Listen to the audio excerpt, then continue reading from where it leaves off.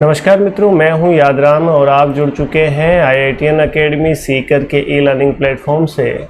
आप सभी प्यारे बंधुओं का ई लर्निंग प्लेटफॉर्म पर हार्दिक स्वागत है, अभिनंदन है। प्यारे दोस्तों, आज मैं आपके लिए लेकर आया हूं रीट भर्ती परीक्षा 2017 का मॉडल पेपर या रीट भर्ती परीक्षा 2017 का पेपर। और इस प्रश्न पत्र के जो हिंदी के प्रश्न थे, हिंदी के प्रश्नों में किस किस प्रकार से आपके सामने प्रश्न रखे गए थे और पूछे गए थे, उनकी आज हम चर्चा कर लेते हैं।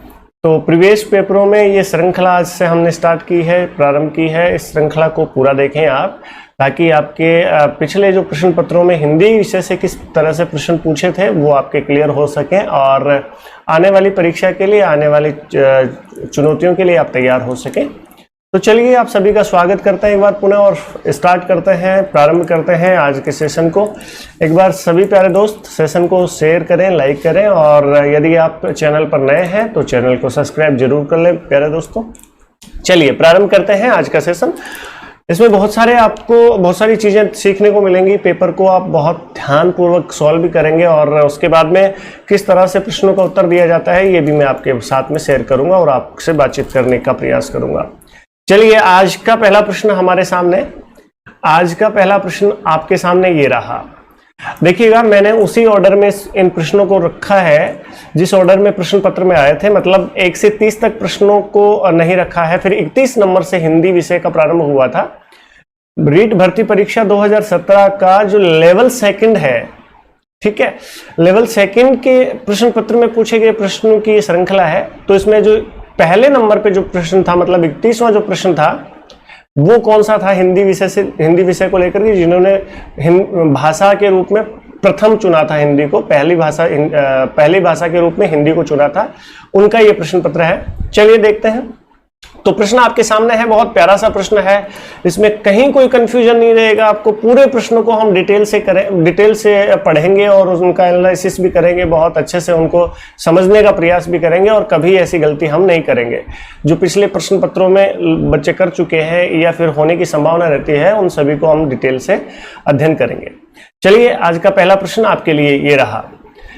प्रश्न को बहुत ध्यान से पढ़ना है। मैं केवल इसलिए यहां आया था, प्रश्न तो यहां पर कंप्लीट हो गया। वाक्य में कौन सी अशुद्धि है? ठीक है, प्रश्न को बहुत ध्यान से पढ़ लीजिएगा।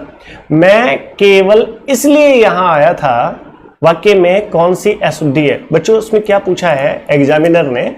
बहुत अच्छा सा प्रश्न दिया है कि इसमें किस चीज से संबंधित अशुद्धि है। क्या अव्यय संबंधी अशुद्धि है? क्या लिंग के प्रयोग संबंधी अशुद्धि है? क्या क्रिया से संबंधित अशुद्धि है या वचन से संबंधित अशुद्धि है? 4 ऑप्शन आपके सामने ये रहे। तो आपका उत्तर इसमें से सही क्या उत्तर हो जाएगा प्यारे दोस्तों? इसमें सही उत्तर होगा आपका अव्यय संबंधी। अब अव्यय संबंधी अशुद्धि इसमें क्यों है मैं बता देता हूं आपको। देखिएगा, यहां पर आपको दिया हुआ है केवल और इसलिए। ये दोनों के दोनों शब्द अव्यय हैं। दोनों के दोनों शब्द क्या है? अव्यय है। केवल भी अव्यय है और इसलिए भी अव्यय है। अब दो अव्यय एक वाक्य में नहीं प्रयोगित हो सकते। दो अव्यय एक वाक्य में प्रयोगित नहीं हो सकते। अनावश्यक अव्यय का प्रयोग हमने यहां पर कर लिया है। या तो यहां पर यह होता, मैं इसलिए यहां आया था, ठीक है, बिल्कुल इसमें यही होता, दोनों अव्यय यहां पर नहीं आएंगे। अव्यय क्या होते हैं ये भी मैं आपको बता देता हूं। ऐसे शब्द, देखिएगा, इस प्रश्न का थोड़ा सा हम एनालिसिस करते हैं। तो यहां पर देखिएगा,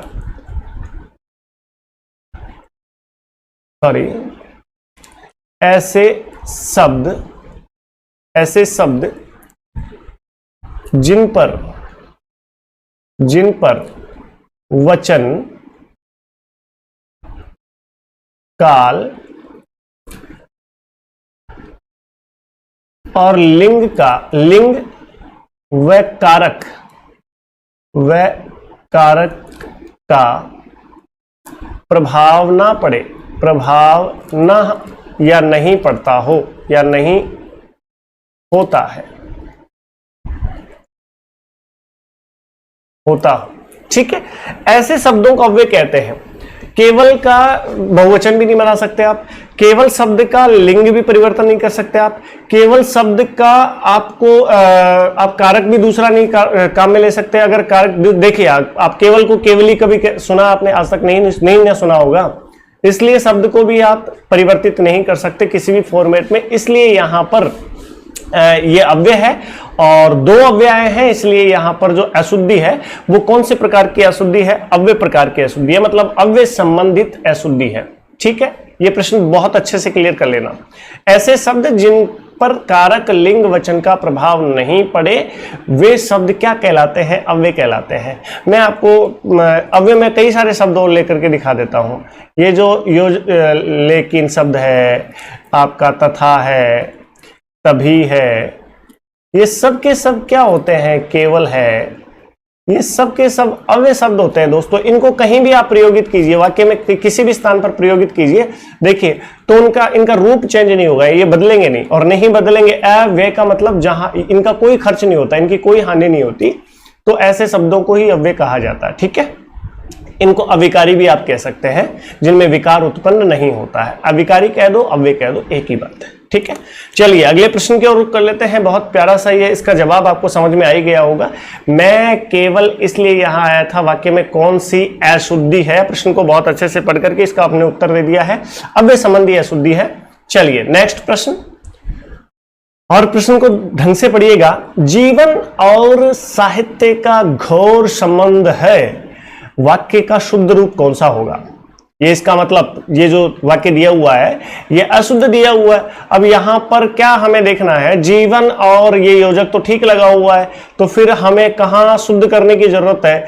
साहित्य का घोर संबंध है, ये बात है वो समझने वाली बात है कि साहित्य और जीवन के बीच में घोर संबंध होता है क्या? घोर का मतलब गहरा ही होता है होने को तो, लेकिन यहां पर क्या ये घोर शब्द है? ये उचित प्रयोग हुआ है?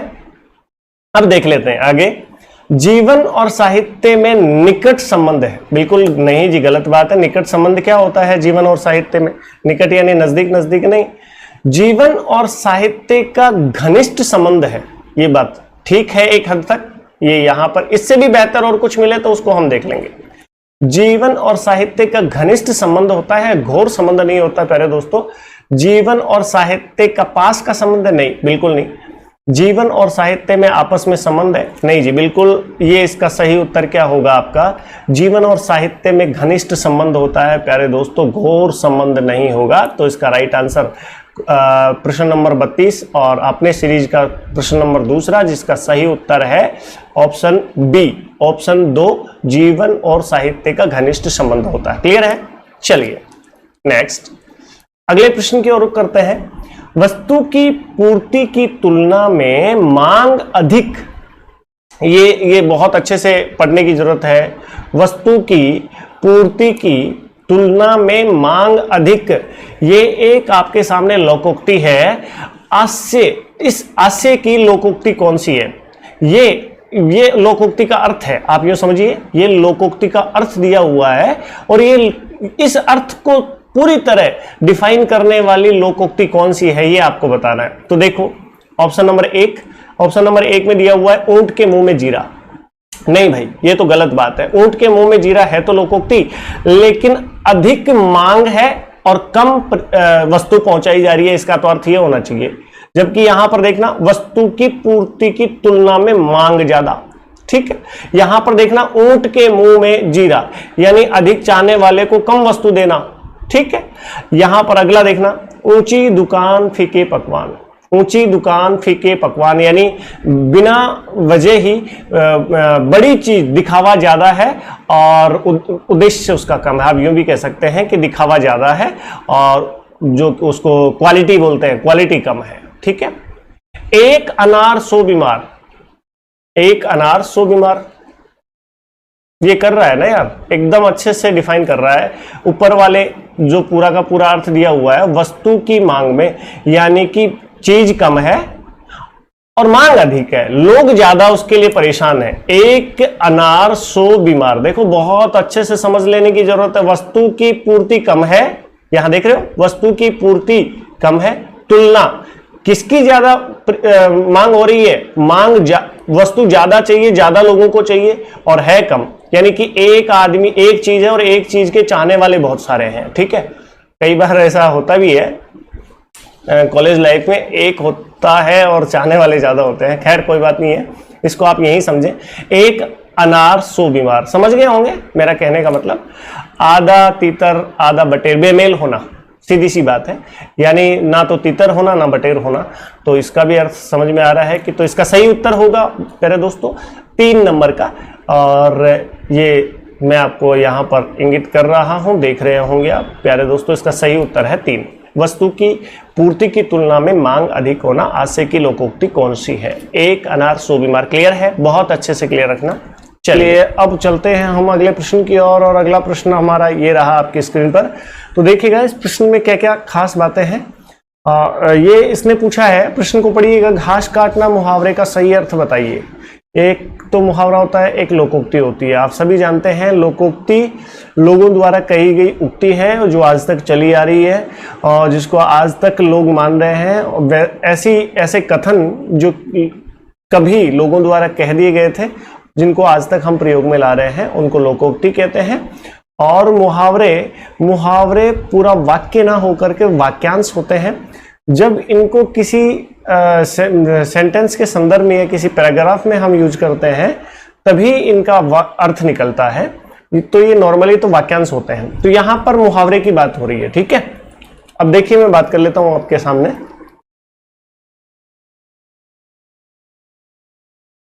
चलिए बात कर लेते हैं। मुहावरा वाक्यांश होता है, वाक्य नहीं होता है। ये प्रश्न भी सीधा आ सकता है कि मुहावरे से संबंधित कौन सा कथन सही है या गलत है। तो ध्यान रखिएगा, मुहावरा हिंदी भाषा का शब्द नहीं है, अरबी भाषा का शब्द है। और जो मुहावरा होता है वो वाक्यांश होता है, वाक्य ना होकर के। ठीक है, ये बात क्लियर है। अब चलते हैं 4 ऑप्शन की ओर, और पहला ऑप्शन आपके सामने ये रहा। चलिए देखो, पहले ऑप्शन को जानते हैं। क्या लिखा हुआ है? कुछ भी असर न होना। घास काटना मतलब कुछ भी असर न होना? नहीं भाई, गलत बात है। कुछ भी असर न होना ये तो मतलब चिकना घड़ा होना, इस अर्थ के लिए ये मुहावरा सटीक बैठता है मेरे हिसाब से। कठिनता पूर्वक कार्य करना, नहीं, ये भी गलत बात है। यहाँ पर गुणवत्ता का ध्यान रखे बिना जैसे तैसे काम को निपटाना, ये इसके लिए उपयुक्त उत्तर है। ये बिल्कुल सही उत्तर की बात कर रहे हैं हम। देखो, लोग कहते नहीं है कि यार क्या घास काट रहे हो यार। जब आप एक टीचर से पढ़ते रहते हो और कभी कभार टीचर को ऐसा लगता है, हालांकि एक अच्छे अध्यापक का गुण नहीं होता है कि बच्चों की आवश्यकताओं का ध्यान रखे बिना वो उनको धारा प्रवाह पढ़ाए। आवश्यकताओं का ध्यान रखे और बच्चों की जिज्ञासाओं को शांत करते हुए एक अध्यापक पढ़ाए, तो वो एक बेहतर सफल टीचर माना जाता है। तो कई बार नहीं होता है कि सर घास काट दिया आपने आज। ऐसा होता है कि सर कुछ भी समझ में नहीं आया, आज तो आपने काम सा निकाला है, मतलब घास काटी है, मतलब आज आपका पीरियड केवल ऐसा लगा है कि आज आपने केवल पीरियड का भुगतान किया, निपटाया है। तो ये वाली बात यहाँ पर लागू होगी। घास काटना मतलब क्वालिटी का ध्यान नहीं रखकर हम जैसे तैसे अपने काम को पूरा करने में लग जाते हैं। तो इसके लिए ये मुहावरा प्रयोगित किया जाता है, घास काटना। ठीक है, गैर जिम्मेदार होना, नहीं, ये भी गलत बात है। तो एकदम इसका सही उत्तर होगा घास काटने का, गुणवत्ता का ध्यान रखे बिना जैसे तैसे काम निपटाना। ओके, चलिए नेक्स्ट अगले प्रश्न की ओर देखिएगा। विद्वान सब जगह पूजा जाता है। प्रश्न बहुत बढ़िया है। विद्वान सब जगह पूजा जाता है वाक्य में प्रयुक्त हुआ है। अब भैया यहां पर ध्यान देने लायक ये बात है कि इस वाक्य में हमें क्या पूछा है अगले ने। पहले तो यही समझ में नहीं आ रहा होगा आधे बच्चों को।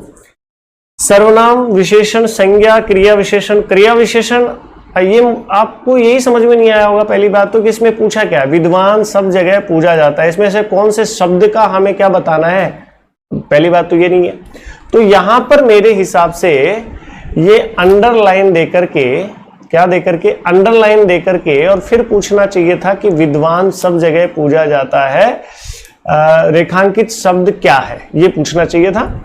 या फिर यहां पर ध्यान दे, किसी न किसी शब्द के नीचे रेखांकित करके, किसी न किसी शब्द के नीचे अंडरलाइन करके फिर उसके बारे में पूछा जाना चाहिए था इस प्रश्न का उत्तर जो बोर्ड है उसने क्या माना है, बोनस दिया है। क्या दिया है प्यारे दोस्तों, बोनस दिया है। लेकिन हम बोनस की बात नहीं करेंगे यहाँ पर, बोनस तो हमें बाद में देखना है। पहले हम तो डिस्कस कर रहे हैं कि क्या होना चाहिए था इसका सही उत्तर। इसका सही उत्तर होना चाहिए था संज्ञा। अब क्यों होना चाहिए था, जब ये रेखांकित होता तो विद्वान के नीचे रेखांकित होता तो ये संज्ञा क्यों होना चाहिए था। देखो सभी जानते हैं प्यारे दोस्तों कि किसी भी नाम को क्या कहते हैं, किसी नाम को संज्ञा कहा जाता है। ये एक नॉर्मल परिभाषा है संज्ञा की, समझना। किसी नाम को संज्ञा कहा जाता है। अब देखना, किसी भी नाम को हम संज्ञा कहते हैं तो संज्ञाएं कितनी प्रकार की होती हैं, राम, मोहन, विकास, सब संज्ञाएं हैं, है ना। गुण भी संज्ञा होती हैं, ठीक है, ध्यान रखना। अब यहां पर संज्ञा क्यों होता, देखो विद्वान शब्द जो है, विद्वान शब्द जो है, विद्वान सर आपने ऐसे कैसे लिखा, ये सही था क्या, ऊपर वाला सही था क्या, बिल्कुल विद्वान आप ऐसे भी लिख सकते हो माय डियर, मेरे प्यारे विद्यार्थियों। विद्वान ये शब्द भी सही है और ये शब्द भी सही है, दोनों सही है विद्वान, ठीक है। मानक, हालांकि जो मैंने लिखा है ये विद्वान मानक है, कोई बात नहीं है। अगर आपने विद्वान ऐसे भी लिखा है तो ठीक है, कोई दिक्कत नहीं है। अब यहां पर समझना, जो विद्वान है वो कैसी संज्ञा है। विद्वान देखो जातिवाचक संज्ञा है। कैसी संज्ञा है प्यारे दोस्त, जातिवाचक संज्ञा है। विद्वान जातिवाचक संज्ञा है। जातिवाचक इसलिए है क्योंकि सभी विद्वानों की बात हो रही है, सभी विद्वानों की बात हो रही है, किसी एक विद्वान की बात नहीं हो रही है, यहां पर सभी विद्वानों की बात हो रही है। तो एक जाति का बोध कराने वाले शब्दों को क्या कहा जाता है, संज्ञा शब्दों को जातिवाचक संज्ञा कहा जाता है। तो विद्वान शब्द जो है वो पूरे विद्वानों के लिए काम में लिया गया है, इसलिए यहां पर जातिवाचक संज्ञा होगा। तो मेरे हिसाब से यहां पर यदि रेखांकित दिया हुआ होता तो इसमें संज्ञा उत्तर है वो सही होता। सर्वनाम, संज्ञा के स्थान पर काम आने वाले शब्द सर्वनाम कहलाते हैं। सभी नाम के स्थान पर जो शब्द हम काम में लेते हैं, यह वह जो भी है ना, तो सभी के सभी संज्ञाओं के स्थान पर प्रयोगित होने वाले शब्दों को क्या कहा जाता है, सर्वनाम कहा जाता है। क्लियर। विशेषण, ऐसे शब्द जो किसी शब्द की विशेषता बताते हैं, या संज्ञा और सर्वनाम की विशेषता बताने वाले शब्दों को क्या कहा जाता है, विशेषण कहा जाता है। क्रिया विशेषण, क्रिया की विशेषता बताने वाले शब्दों को क्रिया विशेषण कहा जाता है। बेसिक बात है, इसलिए इसका सही उत्तर मेरे लिहाज से क्या होना चाहिए था प्यारे दोस्तों, संज्ञा होना चाहिए था। क्लियर। अगली बात पर चलते हैं। अगला क्वेश्चन आपके सामने ये रहा, बहुत ही प्यारा सा प्रश्न है। शिक्षण विधियों में से प्रश्न आ गया है और आपकी तमन्ना पूरी हो गई है कि शिक्षण विधियों के प्रश्न कब आएंगे। आ गया है भैया आपके सामने। तो देखिए, उद्बोधन विधि का उपभेद नहीं है। उद्बोधन विधि के कुछ उपभेद हैं, जिनमें से उद्बोधन का मतलब होता है बोल करके। उद्बोधन का मतलब क्या होता है, बोल करके। तो दृश्य विधान, आपको चित्र दिखाएंगे और चित्र दिखा करके उसके बारे में बोल करके बच्चों को बताएंगे, तो ये उद्बोधन विधि में आता है। ठीक, बिल्कुल ठीक है। दृश्य विधान की बात करें, बच्चों को चित्र दिखाएंगे, चित्र दिखा करके कुछ चीजें दिखा करके उसके बारे में ज्ञान देंगे, तो ये उद्बोधन विधि में आता है, उसके बारे में उद्बोधन करेंगे, आता है। कहानी में किसी न किसी प्रसंग के बारे में आप पूरी जानकारी देते हैं, तो ये भी उद्बोधन करना पड़ेगा। अभिनय, आप एक्टिंग करने के साथ साथ बच्चों को बोल करके बताएंगे, ये भी उद्बोधन में आता है। और बच्चों के माध्यम से अर्थ निकलवाना, किसी बात का बच्चों के माध्यम से अर्थ निकलवाना ही उद्बोधन है, सही भाषा में ये बात है। तो यहां पर उपभेद कौन नहीं है, अनुवाद करना नहीं है। अनुवाद किसी भी चीज का अनुवाद आप करोगे तो ये उद्बोधन विधि का उपभेद नहीं माना जाएगा। क्लियर है। और अगले प्रश्न की ओर चलते हैं। व्याकरण शिक्षा स्वतंत्र रूप से किस विधि में नहीं दी जाती है। अब देखो यहां पर आपको प्रश्न को ढंग से पढ़ना है, बहुत ही अच्छे तरीके से पढ़ना है। व्याकरण शिक्षा स्वतंत्र रूप से किस विधि में नहीं दी जाती है। तो भाषा संसर्ग विधि, निगमन विधि, लक्ष्य यहां पर दिया हुआ है, लक्ष्य की जरूरत नहीं थी, विधि तक ठीक था। आगमन विधि, पाठ्य पुस्तक विधि। तो आगमन विधि में बिल्कुल स्वतंत्र रूप से अलग से व्याकरण पढ़ाया जाता है, बिल्कुल ठीक बात है। निगमन विधि में भी अलग से व्याकरण पढ़ाया जाता है, ये भी ठीक बात है। और जब पाठ्य पुस्तक विधि का आप प्रयोग करते हैं तो भी आप व्याकरण को स्वतंत्र रूप से पढ़ाते हैं, लेकिन किसमें नहीं पढ़ाते? भाषा संसर्ग विधि में आप व्याकरण को स्वतंत्र रूप से नहीं पढ़ाते। व्याकरण शिक्षा स्वतंत्र रूप से किस विधि में नहीं दी जाती। यहां पर ये जो शब्द है ना, नहीं, ये बहुत ही काम का है, यहां पर गौर करें। आप दी जाती है, स्वतंत्र रूप से दी जाती है, तो आपको ध्यान रखना है किस किस में दी जाती है। इसमें दी जाती है, इसमें दी जाती है, आगमन में दी जाती है। किसमें नहीं दी जाती? भाषा संसर्ग विधि में व्याकरण की शिक्षा स्वतंत्र रूप से नहीं दी जाती है। स्वतंत्र रूप से नहीं दी जाती है तो कैसे दी जाती है ये बताओ। जब भाषा संसर्ग विधि का प्रयोग करते हैं आप, तो मान लीजिए जो प्रसंग ले रखा है आपने, और उस प्रसंग में जो जो शब्द व्याकरण से संबंधित आते हैं, जो जो शब्द व्याकरण से संबंधित आते हैं, जैसे मान लीजिए एक वाक्य ले लेता हूं मैं, एक प्रसंग में से एक वाक्य ले लेता हूं और यहां पर लिखा हुआ है राम बहुत अच्छा लड़का है।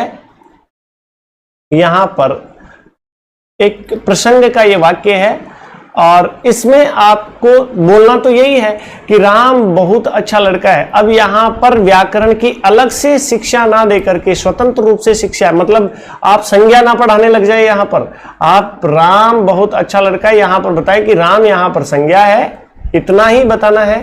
राम यहां पर संज्ञा है और बहुत यहां पर क्रिया कह सकते हैं, या यहां पर जो विशेषण का प्रविशेषण कह सकते हैं, विशेषण को बल देने वाला शब्द कह सकते हैं। ये अच्छा क्या है? विशेषण है। तो इसके बारे में केवल इतना ही बताएं आप कि यहां पर किस किस का प्रयोग हुआ है, संज्ञा और प्रविशेषण और विशेषण का। ठीक है, तो आप यहां पर कहेंगे कि भाषा संसर्ग विधि है, उसमें स्वतंत्र रूप से, अब मान लीजिए यहां पर व्याकरण अलग से पढ़ाने की आवश्यकता नहीं है, शब्द वाक्य आया है, वाक्य में ही आप व्याकरण पढ़ा दीजिए। ठीक है, तो इसका उत्तर आपके सामने क्या होगा जी? उत्तर होगा आपका भाषा संसर्ग विधि। भाषा संसर्ग विधि सही उत्तर है। क्लियर है? अगले प्रश्न की ओर चलते हैं। चलिए, ये रहा आपका अगला प्रश्न। बहुत ही बढ़िया प्रश्न। ये प्रश्न बहुत बार पूछा जा चुका है, बहुत बार परीक्षाओं में आया है। ये आप देख लीजिए, सेकंड ग्रेड में भी पूछा जाने वाला प्रश्न है, ये फर्स्ट ग्रेड में भी पूछे जाने वाला प्रश्न है। रीट में तो इस प्रश्न को बहुत बार रिपीट किया जा चुका है, बहुत बार पूछा जा चुका है, और अगली बार भी ये प्रश्न आपकी परीक्षा में सामने होगा मेरे हिसाब से, क्योंकि ये बहुत प्यारा सा प्रश्न है। बीएस ब्लूम ने शिक्षा में कौन सा नवीन आयाम दिया है? तो यहां पर आप समझ गए होंगे वैसे तो, क्योंकि ये प्रश्न बहुत रिपीटेड है, सब बच्चे पढ़ चुके हैं इस प्रश्न को। यहां पर देखिएगा, रेट वाले सभी बच्चे और सीटेट वगैरह की तैयारी कर रहे हैं सभी बच्चे इसको जरूर इस प्रश्न को पढ़ करके जाए। हर्बर्ट उपागम नहीं जी। मूल्यांकन उपागम बिल्कुल ठीक बात है। बीएस ब्लूम एक अमेरिकन शिक्षा शास्त्री हैं, शिक्षा मनोवैज्ञानिक है, आप यूं कह सकते हैं, अमेरिका के हैं, और इन्होंने बीएस ब्लूम ने कौन सा उपागम दिया है? मूल्यांकन उपागम दिया है। ठीक है, चलिए आगे बढ़ते हैं, बिल्कुल अच्छे से और बातचीत कर लेते हैं। अब प्रश्न आपके सामने विश्लेषणात्मक विधि में प्रयोग होता है, शिक्षण विधि से ही है, और प्रश्न आपके सामने है विश्लेषण का मतलब होता है कोई शब्द आपके सामने दिया हो तो उस शब्द को बहुत डिटेल करके समझाना ही विश्लेषण है। ठीक है, उसके एक एक चीज के बारे में ज्ञान देना ही क्या है? विश्लेषण है। बाकी संश्लेषण होता है।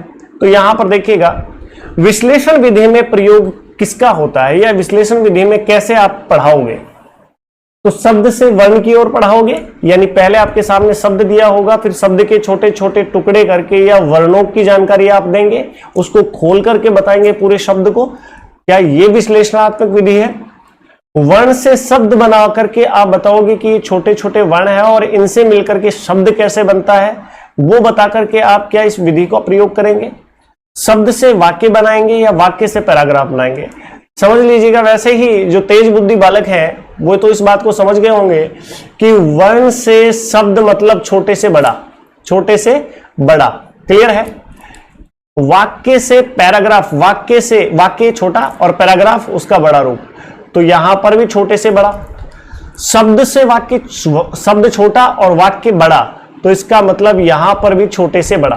अब यहां पर देखिएगा, शब्द बड़ा होता है कि वर्ण बड़ा होता है? पहली बात तो ये, यहां पर शब्द बड़ा होता है, तो इसमें उल्टा है कि बड़े से छोटे की ओर, यानी पूर्ण से अंश की ओर, पूर्ण से अंश की ओर जिस विधि में पढ़ाया जाता है वो है विश्लेषणात्मक विधि। वो कौन सी विधि है? विश्लेषणात्मक विधि। और शब्द से वर्ण की व्याख्या कर इस विधि का प्रयोग किया जाता है। इसलिए इसका सही उत्तर मेरे दोस्तों क्या होगा, मेरे लाडलो, क्या होगा? शब्द से वर्ण। क्लियर है? समझ गए होंगे आप सभी। शब्द से वर्ण विश्लेषणात्मक विधि का प्रयोग कर सकते हैं आप। ठीक है, चलिए नेक्स्ट अगली बात पर चलते हैं। ये लो जी, बहुत बढ़िया है, ये प्रश्न बहुत प्यारा आ गया आपके सामने। 31 का मानक रूप है। मैं तो इसका शुद्ध उच्चारण कर रहा हूं प्यारे दोस्तों, शुद्ध उच्चारण आप भी करें। 31 का मानक रूप क्या है? इसको हिंदी में कैसे लिखेंगे आप? ठीक है, 31 को हिंदी में कैसे लिखते हैं? 31 ऐसे लिखेंगे क्या? नहीं, मैं तो नहीं लिखूंगा ऐसे, आप लिखेंगे तो गलत हो जाएगा। 31, इसमें भी 31 लिखा हुआ है। 31 बिल्कुल ये हिंदी मानक रूप इसका नहीं हो सकता। 31 नहीं यार, ऐसा मैंने कभी नहीं सुना है, ना ही पढ़ा है। अब कुछ बच्चे ये करके आ गए होंगे कि 31, जबकि ये भी गलत है। 31 क अर्धाक्षर नहीं है मेरे दोस्त।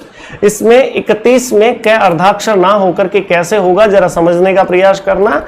31 का जो मानक रूप है वो 31 ऐसे लिखा जाता है। 31, ठीक है, ये शुद्ध रूप है, ये शुद्ध शब्द है। 31 ऐसे लिखा जाता है। क्लियर है ना? ये बात समझ लीजिएगा बहुत अच्छे से। 31 अभी तक किसी ने नहीं सुना होगा, ये गलत है। 31 ये भी नहीं होता है।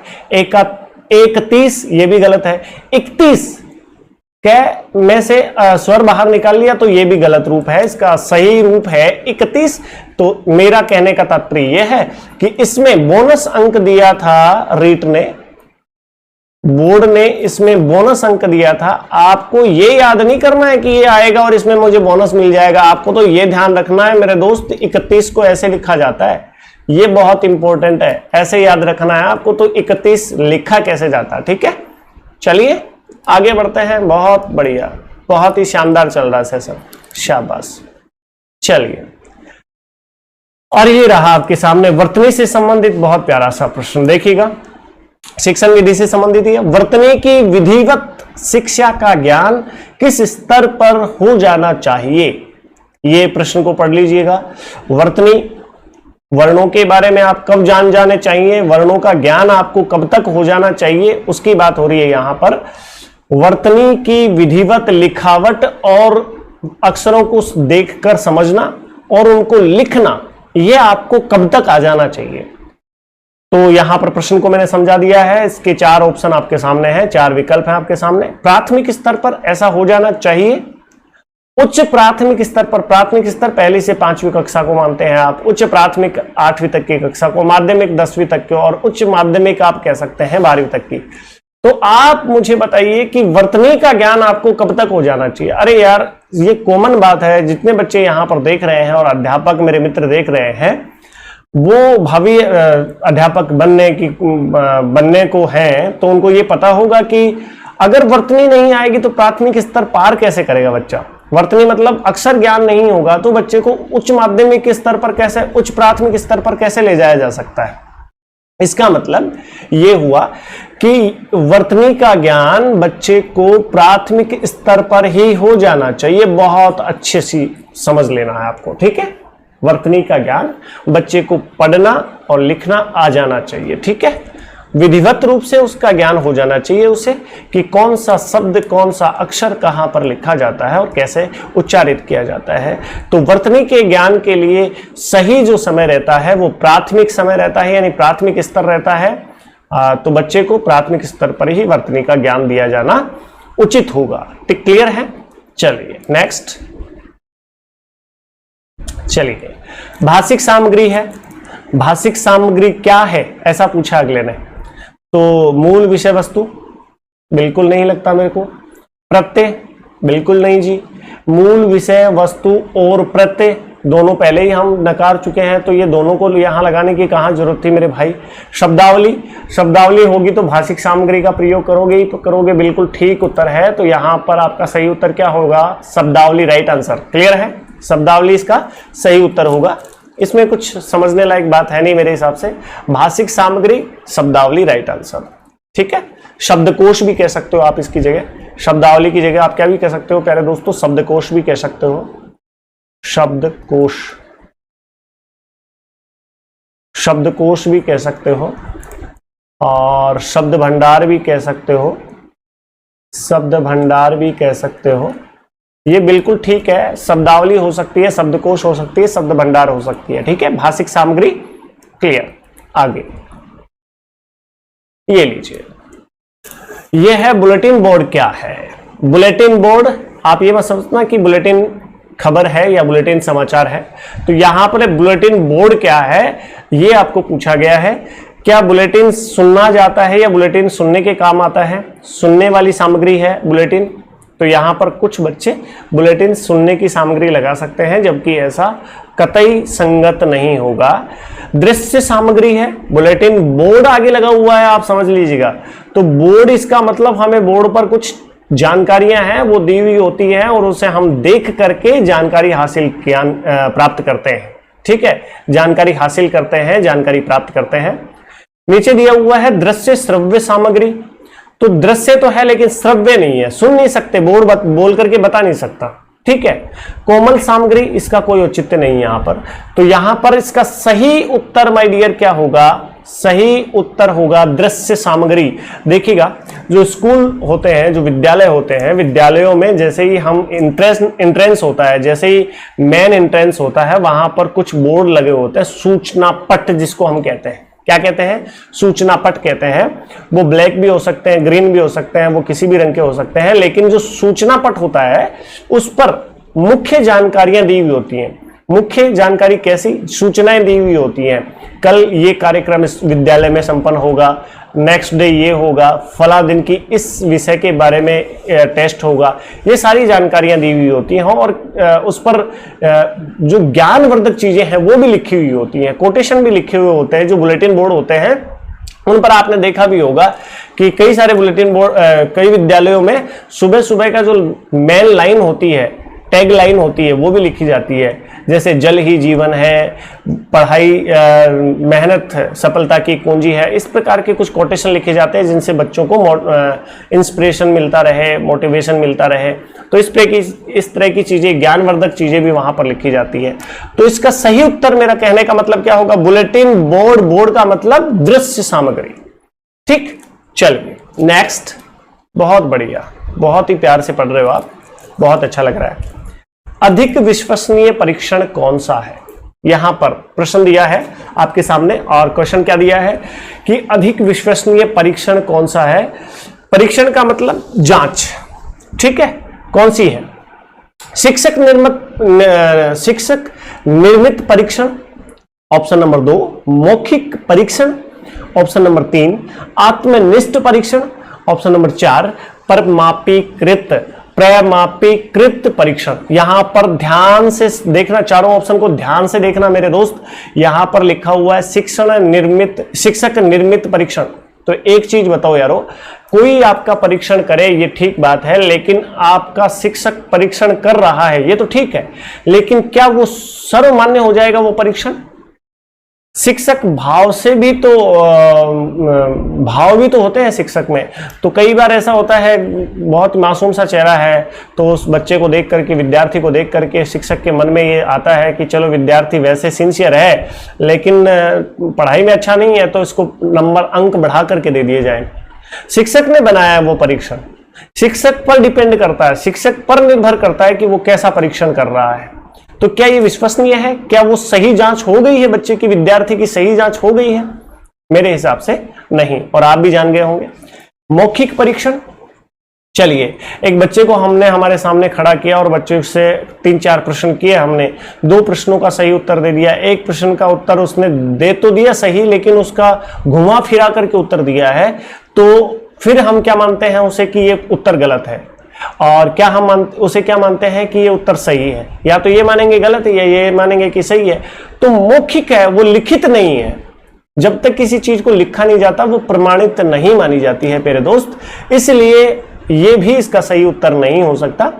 आत्मनिष्ठ परीक्षण, आत्मनिष्ठ परीक्षण तो कभी भी सही नहीं हो सकता, क्योंकि आदमी को खुद को कहा जाए कि आप खुद अपना निरीक्षण करके परीक्षण करके बताइए कि आप कैसे हैं, तो खुद मैं मेरे बारे में बुराइयां क्यों करूंगा। मैं तो कहूंगा मैं ये कर सकता हूं, मैं वो कर सकता हूं, मैं बहुत अच्छा हूं, मैं दानवीर हूं, मैं दया का भाव रखने वाला व्यक्ति हूं। तो इस प्रकार का परीक्षण क्या विश्वसनीय हो सकता है और सही हो सकता है? तो इसलिए मेरा इस ऑप्शन से भी नकारता हूं मैं इस बात को। इसका सही उत्तर है प्रमापीकृत परीक्षण। इसमें विश्वसनीयता होती है, बिल्कुल वस्तुनिष्ठता होती है। वस्तुनिष्ठता का मतलब यह है मेरे दोस्त कि इस परीक्षण को कितने ही लोगों द्वारा संपन्न किया जाए, उसका उत्तर एक ही निकलना चाहिए, उसका निष्कर्ष एक ही निकलना चाहिए। वस्तुनिष्ठ होना चाहिए, विश्वसनीय होना चाहिए, वैध होना चाहिए।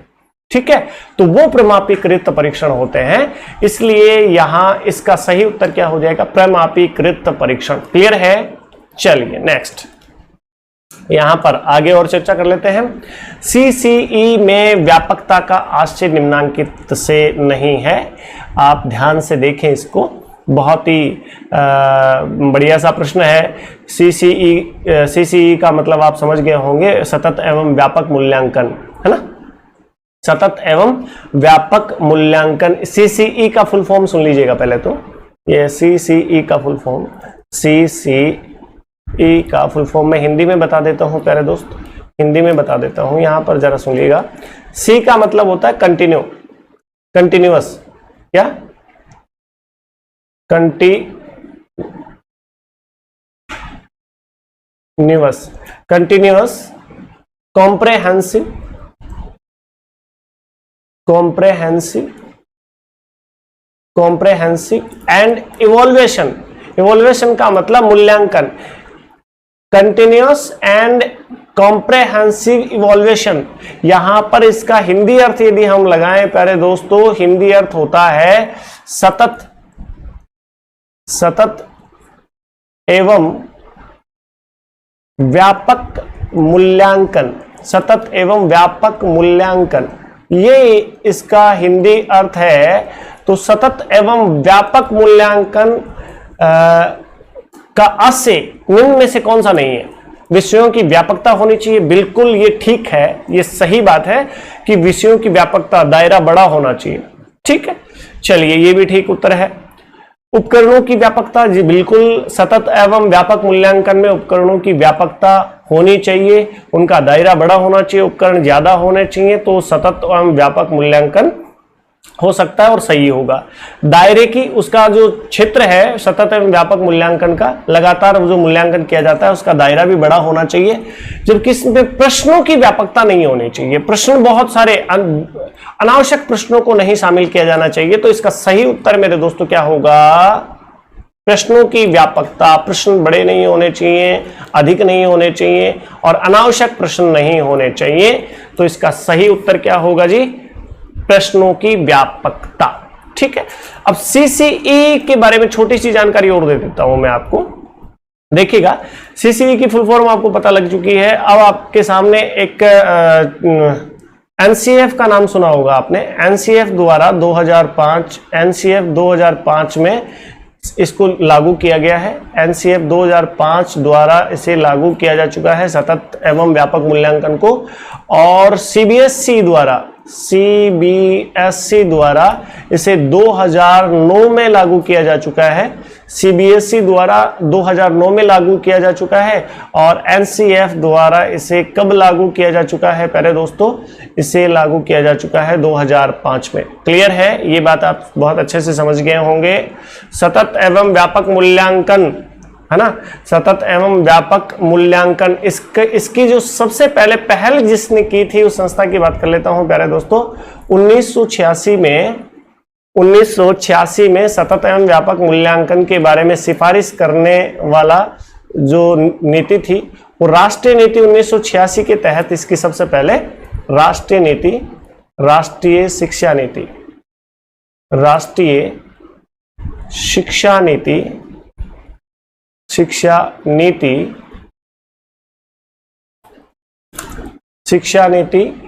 1986 के द्वारा इसकी क्या की गई, सिफारिश की गई। प्यारे दोस्तों, क्या की गई, सिफारिश की गई।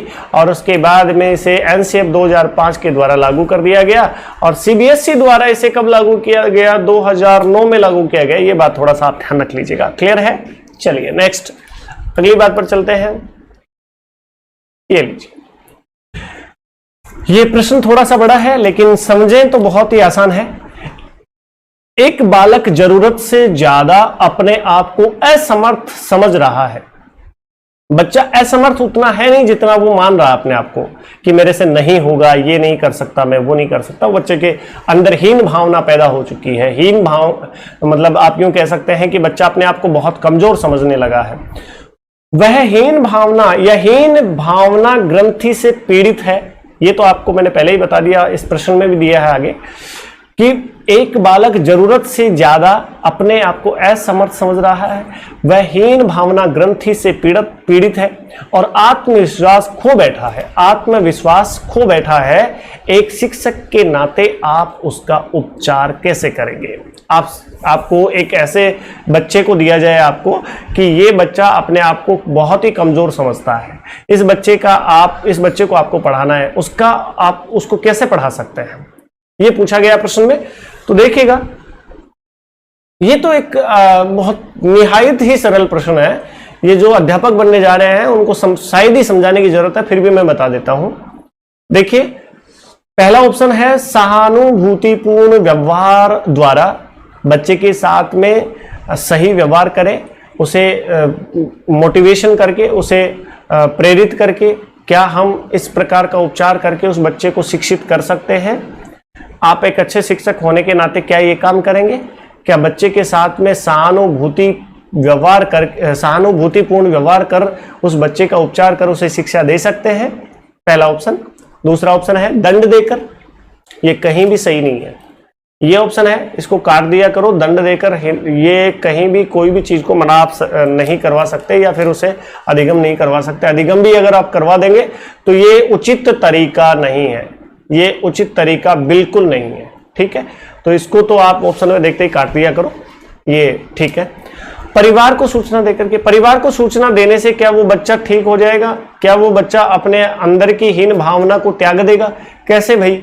उसको परिवार से तो ये सब चीजें मिली नहीं है, इसीलिए तो उसमें हीन भावना विकसित हो गई है। तो एक शिक्षक होने के नाते क्या आप परिवार को सूचना देंगे कि आपका बच्चा हीन भावना से ग्रसित है, आप इसका उपचार कराइए, आप उसको समझाइए? ये एक अच्छे शिक्षक की पहचान होती है क्या? नहीं, बिल्कुल नहीं। तो इसको भी काट दीजिए, ये भी गलत उत्तर है। मित्रों के साथ घूमने की प्रेरणा देकर कि जाओ बेटा आप खेलो, मस्ती करो और आप ये करो वो करो और दोस्तों के साथ में गप्पे सल्पे लड़ाओ, तो क्या इससे वो बच्चा ठीक हो जाएगा? बिल्कुल नहीं जी, ये भी इसका उत्तर नहीं हो सकता। तो मेरे दोस्त, इसका उत्तर सही है। इसके साथ में सहानुभूतिपूर्ण व्यवहार करके ही उसका उपचार कर उसे शिक्षित किया जा सकता है, उसे अधिगम कराया जा सकता है। इसलिए राइट आंसर सहानुभूतिपूर्ण व्यवहार द्वारा ही उसका उपचार किया जा सकता है। इसका मतलब आपके समझ में आ गया होगा, इसका उत्तर क्लियर है। चलिए नेक्स्ट, अगले प्रश्न की ओर बढ़ते हैं। प्रश्न बहुत प्यारा सा है, देखिए इसकी हम बात भी कर चुके हैं। वस्तुनिष्ठ प्रश्न का प्रकार है, एग्जामिनर ने ये पूछा है वस्तुनिष्ठ प्रश्न का प्रकार है, ये पूछा है, नहीं है नहीं पूछा है पूछा है। आलोचनात्मक प्रश्न, आलोचनात्मक का मतलब होता है किसी कोई टॉपिक आपको दे दिया जाए और उस पर आप अपनी राय दें, आलोचना करें उस पर। आलोचना का मतलब कहीं भी नहीं लिखा है मेरे दोस्त की आलोचना का मतलब बुराई करना होता है। बिल्कुल गलत अगर आप ऐसा सोचते हैं कि वो उसका आलोचक है।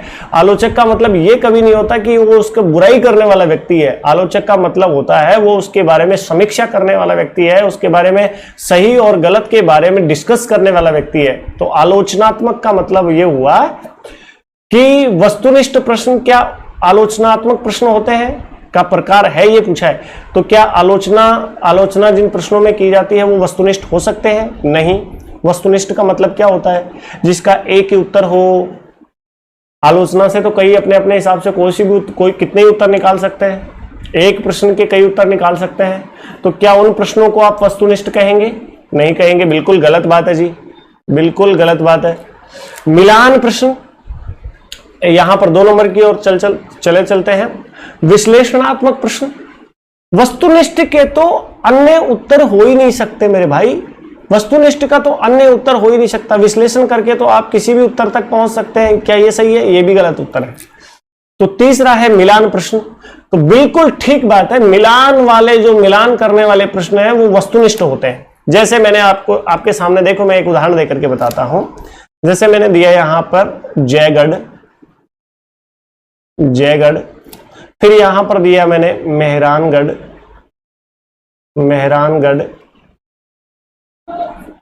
फिर यहां पर दिया मैंने, यहां पर मैं ये भी लगाता चलता हूं मेहरानगढ़,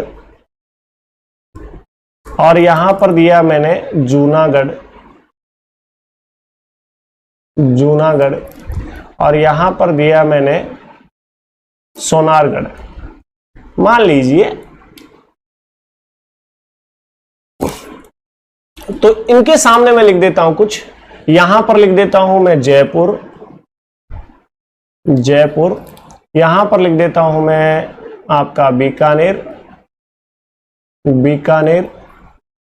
यहां पर लिख देता हूं मैं जोधपुर, और इसके सामने लिख देता हूं जैसलमेर। अब बच्चों आपके सामने मिलान प्रश्न है। अब इस मिलान प्रश्न को आप सही करने के लिए क्या इसके बाहर की बात रख सकते हैं कुछ? इसका तो उत्तर एक ही होगा जो इसमें दिया है, समझ रहे हो ना आप? इसका उत्तर तो एक ही होगा। इनको मिलाने के लिए केवल इन्हीं का प्रयोग करना है आपको, इनके बाहर की कोई भी चीज नहीं लानी है। इसका मतलब क्या हुआ? इसका मतलब हुआ जयगढ़ का संबंध जयपुर से है, मेहरानगढ़ का संबंध जोधपुर से है, जूनागढ़ का संबंध किससे? बीकानेर से है, और सोनारगढ़ किले का संबंध किससे? जैसलमेर से। क्या इनके बाहर से हमने कोई चीज इंक्लूड की है? इसमें बाहर से कोई चीज ऐड की है? नहीं की है। इसका मतलब ये वस्तुनिष्ठ है, इसकी वैधता है, ये विश्वसनीय है, ये पूर्ण रूप से यूं कह सकते हैं कि इसका अन्य उत्तर नहीं निकाला जा सकता। तो ये मिलान प्रश्न जो होते हैं वो वस्तुनिष्ठ प्रश्नों के अंतर्गत आते हैं। व्याख्यात्मक प्रश्न, बिल्कुल गलत बात है जी। व्याख्यात्मक प्रश्न कैसे हो सकते हैं? जिनकी व्याख्या आप कर करके अपने हिसाब से जो उत्तर निकाल सकते हो, बिल्कुल ठीक है। तो इसका सही उत्तर मेरे यारों क्या होगा? मिलान प्रश्न। ठीक, चलिए अगले प्रश्न की ओर करते हैं। चलिए, बहुत बढ़िया सा प्रश्न है, मौन पठन का लाभ क्या है? जो बच्चे मन ही मन में पढ़ते हैं उसका क्या लाभ है? कुछ बच्चे उच्चारण करके पढ़ते हैं, उसका क्या लाभ है? ये सारी चीजें मैं बताते हूँ। मौन पठन, सबसे पहले तो मैं आपको बता दूं कि मौन पठन सबसे महत्व किसमें होता है? गद्य शिक्षण में।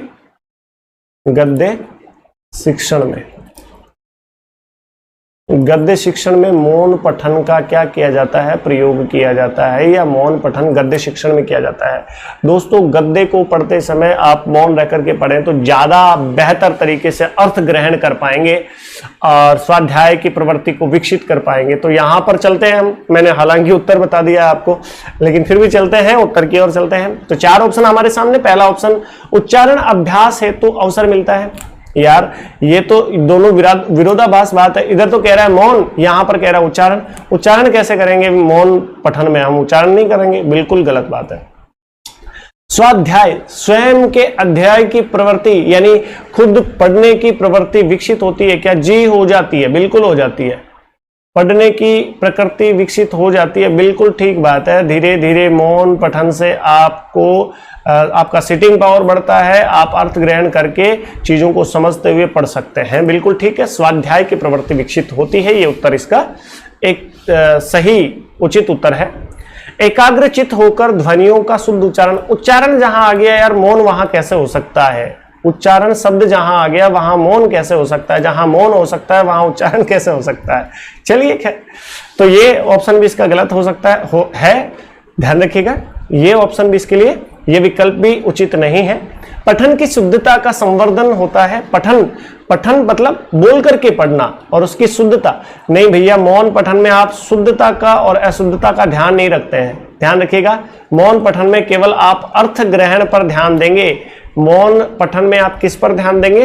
अर्थ ग्रहण पर ध्यान देंगे। मौन पठन करते हुए आप अर्थ को समझते हुए पढ़ते हैं, तो ये मौन पठन का सबसे अच्छा लाभ क्या होता है? स्वाध्याय की प्रवृत्ति बढ़ती है, विकसित होती है। इसलिए इसका उत्तर ऑप्शन नंबर 2 राइट आंसर। चलिए, अच्छे से समझ में आ रहा है ना? नहीं आ रहा है तो मुझे पूछ लीजिएगा, मैं आपको बताने के लिए तैयार हूं। कितनी भी बार पूछिएगा, मुझे बुरा नहीं, अच्छा लगेगा प्यारे दोस्तों। चलिए नेक्स्ट, अगले प्रश्न की ओर रुख करते हैं। और अगला प्रश्न ये रहा आपकी स्क्रीन पर। एक अच्छे मूल्यांकन की विशेषता नहीं है, यहां पर गौर कीजिएगा।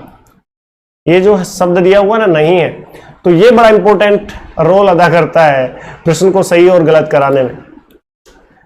एक अच्छे मूल्यांकन की विशेषता क्या होनी चाहिए? मैंने पहले भी आपको बताई थी, वैधता होनी चाहिए। बिल्कुल उसको कोई चैलेंज नहीं कर सकता, ऐसा होना चाहिए मूल्यांकन, तो वो अच्छा मूल्यांकन है। ठीक है, ये बात सही है।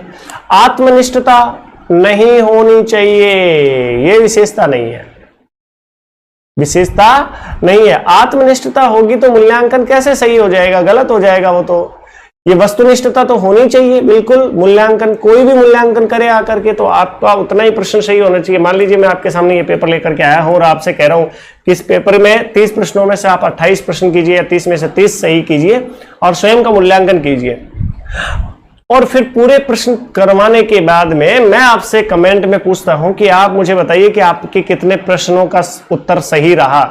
तो बच्चे ये थोड़ी बताएंगे कि मेरे सर 20 ही सही हुए हैं, मेरे 15 ही सही हुए हैं। बच्चे तो खुद कहेंगे कि सर मेरे तो 29 सही थे, मेरे 28 सही थे, मेरे 30 में से 30 भी ठीक थे। तो बच्चा खुद उसका सही मूल्यांकन नहीं करेगा, और कर भी लेगा तो वो बताएगा नहीं। ठीक है, तो ध्यान रखिएगा, आत्मनिष्ठता जो होती है वो मूल्यांकन की, एक अच्छे मूल्यांकन की विशेषता नहीं हो सकती। इसलिए सही उत्तर का चयन करेंगे तो हम किस ऑप्शन का चयन करेंगे? ऑप्शन नंबर 3 सही है इसका।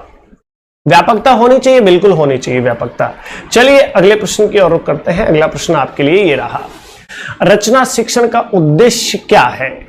रचना शिक्षण का उद्देश्य क्या होता है? साहित्य सर्जन की प्रेरणा देना? नहीं, बिल्कुल नहीं। क्रमबद्धता बनाना? रचना शिक्षण से क्या लेना देना है क्रमबद्धता का? सुसंबद्धता बनाना? बिल्कुल, ये भी मैं तो नहीं मानता हूं। व्याकरण सम्मत कार्य करवाना? ये भी ठीक नहीं है। इस प्रश्न का उत्तर शायद बोर्ड ने भी बोनस दिया था इसका, और मैं भी इसके लिए बोनस दे रहा हूं आपको। याद रखिएगा, ये बिल्कुल ही ठीक नहीं है। रचना शिक्षण का जो मुख्य उद्देश्य होता है वो होता है अधिक से अधिक लोगों को या फिर बच्चों को बच्चों से अर्थ ग्रहण करवा करके या बच्चों द्वारा किसी अर्थ तक पहुंचना ही रचना शिक्षण का मुख्य उद्देश्य है। ठीक है, तो यहां पर ये गलत बात है। चारों ऑप्शन मेरे हिसाब से ठीक नहीं है। तो आप भी मान लीजिएगा कि ये आपके लिए बोनस का काम कर रहा था पिछली बार में, तो इस बार आपको ऐसा प्रश्न नहीं मिलेगा। चलिए खैर, अगले प्रश्न की ओर रुख करते हैं। ये आ गया है जी, जिसका आपको बड़ी बेसब्री से इंतजार था। वो प्रश्न जो आप सोच रहे थे कि संधि का प्रश्न कब आएगा, ये आ गया है। तिरस्कार। बहुत सारे बच्चे तो शब्द को ही गलत लिखते हैं। यहां पर लिखते हैं बच्चे तिरस्कार, ये गलत है। याद रखना, तिरस्कार बिल्कुल निहायत गलत शब्द है। याद रखना, एकदम ही गलत शब्द है। तिरस्कार नहीं होता, वो तिरस्कार होता है। पहली बात, शब्द शुद्धि में भी आप ध्यान रखेंगे, तिरस्कार शब्द शुद्ध है, लिखा हुआ ठीक है। शब्द में कौन सी संधि प्रयुक्त हुई है? ये लो जी, व्यंजन संधि। व्यंजन संधि का नियम है, व्यंजन के बाद व्यंजन आए और व्यंजन के बाद चाहे स्वर आए तो वहां पर व्यंजन संधि होती है। व्यंजन आप जानते ही हैं, क्लास में मैं अपन पढ़ भी रहे हैं और फिर भी मैं बता देता हूं। वे वर्ण ध्वनियां या वे वर्ण जिनके उच्चारण में हमें स्वरों की आवश्यकता होती है, उन वर्णों को हम व्यंजन कहते हैं। और दोनों तरफ या तो व्यंजन हो, पहले भी व्यंजन और बाद में भी व्यंजन, या पहले व्यंजन और बाद में स्वर, तो भी व्यंजन संधि हो सकती है। लेकिन यहां पर ऐसा नहीं है। इसका हम खंड भी करके देखेंगे और संधि विच्छेद भी करके देखेंगे तो हमें पता चल जाएगा। आगे देखते हैं विसर्ग संधि। क्या विसर्ग संधि का उदाहरण है? इसको हम एक बार स्पेयर में रखते हैं। गुण संधि, गुण संधि का मतलब ये हुआ कि ये क्या स्वर संधि का उदाहरण है? गुण किसका एक पार्ट है? गुण संधि किसका एक भाग है भाई? स्वर संधि का। और यहां पर यण संधि, यण संधि का मतलब भी तो क्या होता है प्यारे दोस्त? स्वर संधि। ठीक है, तो यहां पर क्या ये सही बात है? तो इनमें से ये सभी के सभी यण संधि भी नहीं है, गुण संधि भी नहीं है, व्यंजन संधि भी नहीं है, तो सही उत्तर है विसर्ग संधि। कौन सी संधि? विसर्ग संधि। अब आओ मैं करके दिखा देता हूं आपको। चलिए मैं आपको करके दिखा देता हूं इसका कैसे किया जाता है। देखना, यहां पर यदि मैं बात करूं प्यारे दोस्त, तो यहां पर तिरस्कार का संधि विच्छेद होगा तिरह धन कार। ये तो इसका संधि विच्छेद है। और संधि विच्छेद में इसका नियम क्या है कि बीच में अर्धाक्षर से का आगमन हो गया। तो याद रखना, यदि विसर्ग संधि में एक नियम की बात कर रहा हूं मैं, विसर्ग संधि के खास नियम की बात कर रहा हूं, यदि ए या आ के साथ विसर्ग हो और सामने या विसर्ग के बाद क या प हो, तो यहां पर मैं लिख देता हूं, इसको देखिएगा जरा, यहां पे मैं अच्छे से लिख देता हूं। सामने यदि क्या हो प्यारे दोस्त? क या प हो, तो विसर्ग के स्थान पर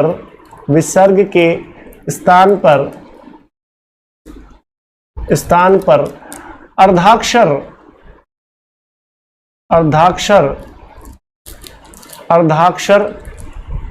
से का आगमन हो जाता है। अर्धाक्षर से का आगमन हो जाता है या आ जाता है, आगमन हो जाता है। ये बहुत अच्छा सा नियम है, विसर्ग संधि का एक खास नियम है कि यदि पहले ए या आ हो, यानी ए या आ की मात्रा आ रही हो, पहले जो पहला पद है, संधि में 2 पद होते हैं या 3 पद होते हैं, जितने भी पद होते हैं, पहले पद के आखिरी वर्ण में यदि ए या आ की ध्वनि आ रही है और उसके साथ में विसर्ग लगा हो, सामने क या प अक्षर दिया हो या क या प वर्ण दिया हो, तो विसर्ग के स्थान पर क्या हो जाता है? अर्धाक्षर से आ जाता है। तो यहां पर देख लीजिए नियम का पालन हो रहा है कि नहीं हो रहा है? नियम का पालन हो रहा है, बिल्कुल अच्छी तरह से समझ लीजिएगा, नियम का पालन हो रहा है। ती का ती हमने लिख दिया, रे, तो अब मेरे दोस्त बता मुझे रे के साथ में, मैं इसको अच्छे से लिख देता हूं, ती रे। अब रे में कौन मिला हुआ है? रे में किसकी ध्वनि आ रही है? ए की आ रही है कि नहीं आ रही है? ए की ध्वनि आ रही है, तो एक शर्त तो पूरी हो गई। और ए के बाद में क्या आ रहा है? विसर्ग आ रहा है, विसर्ग आ रहा है, तो ये भी शर्त भी पूरी हो गई कि ए या आ के साथ में विसर्ग आना चाहिए और सामने क या प आना चाहिए, तो क भी आ रहा है, का। तो यहां पर देखना बीच में कौन आ जाएगा? स आ जाएगा। और कैसा आ जाएगा? आधा आ जाएगा। तो आधे से के लिए हमें क्या करना पड़ता है? आधा से हम ऐसे लिख देते हैं और कार का कार लिख देते हैं, कार का कार लिख देते हैं, और बनकर तैयार हुआ हमारा तिरस्कार। तो तिरस्कार में कौन सी संधि हुई प्यारे मित्र? विसर्ग संधि। राइट, क्लियर है? बहुत अच्छे से समझ गए हैं। तिरस्कार शब्द में कौन सी संधि प्रयुक्त हुई है? विसर्ग संधि। नेक्स्ट, ओके, हीन भावना। देखो, हीन भावना शब्द में कौन सा समास है? समास आप जानते हैं,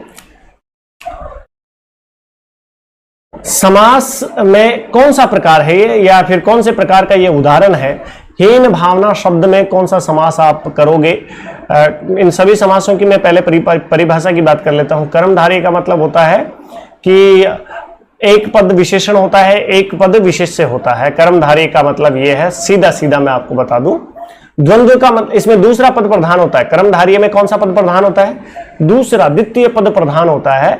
और इसमें दूसरी जो विशेषता है कर्मधारय की, वो होती है एक पद विशेष्य और एक पद विशेषण होता है। ठीक है, विशेष्य और विशेषण क्या होते हैं उसकी भी हम बात कर लेंगे। द्वंद्व समास की बात करते हैं। द्वंद्व समास में क्या होता है, दोनों पद प्रधान होते हैं, यानी दोनों पद बराबर के होते हैं, तो वहां पर द्वंद्व समास प्रयोगित होता है, काम में लिया जाता है। अव्ययी भाव समास, एक पद अव्यय होता है। प्रथम पद क्या होता है मेरे दोस्त, अव्यय होता है। अव्यय शब्द दिया हुआ होगा, प्रति, है ना, तो ये ध्यान रखिएगा। यथा, ये शब्द क्या होते हैं, अव्यय होते हैं। और ऐसे शब्दों वाला समास कौन सा क्या कहलाता है, अव्ययी भाव समास कहलाता है।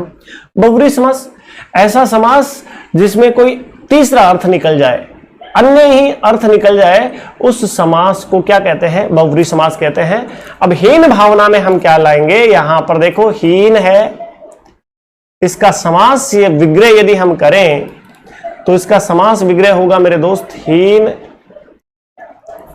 है जो भावना, यानी कमजोर इच्छा शक्ति वाला, कमजोर भावना वाला व्यक्ति हीन भावना या कमजोर इच्छा शक्ति ही हीन भावना कहलाती है।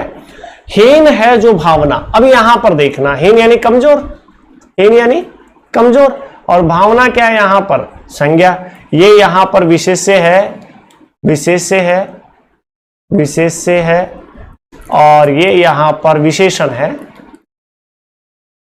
विशेषण है।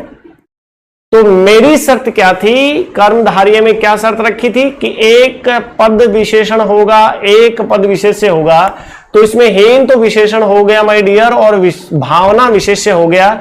विशेषण का मतलब वह किसी शब्द की विशेषता बताए, ऐसा कोई शब्द जो दूसरे शब्द की विशेषता बताए उसे तो विशेषण कहते हैं। विशेषता बताने वाले को विशेषण, और जिसकी विशेषता बता रहा है उसे विशेष्य कहा जाता है। तो हीन बताने वाला है ना, तो ये तो हो गया विशेषण, और भावना किसकी बता रहा है, भावना की बता रहा है, तो ये विशेष्य हो गया। जैसे मैं बात कर लेता हूं, देखो दूसरे दे देता हूं, यहां पर आपके उदाहरण दे देता हूं, काला कोट। तो यहां पर प्यारे दोस्त ये काला शब्द है, ये तो आपका विशेषण हो गया, विशेषण हो गया। और यदि मैं कोट की बात करूं तो ये विशेष्य हो गया। ये विशेष्य और विशेषण क्यों हुआ है आप समझ गए होंगे। काला शब्द है वो कोट की विशेषता बता रहा है, काला है, कोट कैसा है, काला है, तो ये क्या हो गया, इसका विशेषण हो गया, और कोट इस काला शब्द के लिए विशेष्य हो गया।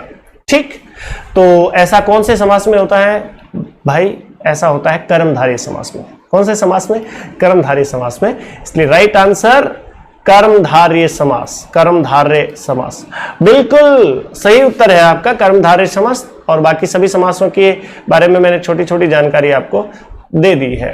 ठीक, नेक्स्ट, उत्कर्ष का सही विलोम शब्द या उत्कर्ष का विलोम क्या होगा ये बताना है आपको। अपकार होगा, नहीं होगा, अपयश होगा, नहीं होगा, अवनति होगा, नहीं होगा। हालांकि अप का मतलब क्या होता है, बुरा। यहां पर देखना, उत का मतलब तो, या उद का मतलब तो क्या होता है, श्रेष्ठ, श्रेष्ठ। उद का मतलब क्या होता है, श्रेष्ठ, श्रेष्ठ, या फिर आप क्या कह सकते हैं, ऊंचा। क्या कह सकते हैं माय डियर, श्रेष्ठ या ऊंचा। और अप का मतलब होता है अप यानी बुरा, बुरा।